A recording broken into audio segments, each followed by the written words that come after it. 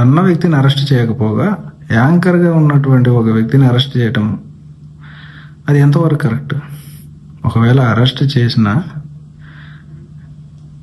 Supreme court సరైన న్యాయం ఇచ్చిందని ప్రజలు భావిస్తున్నారు, నేను కూడా భావిస్తున్నాను. ఇంక ఇప్పుడు ఫోన్ చేసిన వ్యక్తి అతనికి చెప్పేది ఏంటంటే, నీలాంటి ఫోన్లు ఎంతమంది చేసినా భయపడేది లేదు.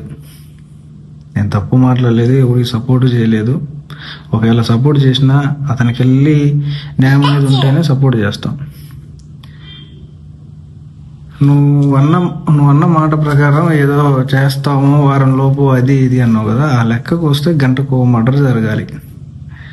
ఎంతమంది పెట్టట్లేదు, ఎంతమంది వీడియోలు చేయట్లేదు. నేను నీ కోసమే ఈ వీడియో చేస్తున్నా.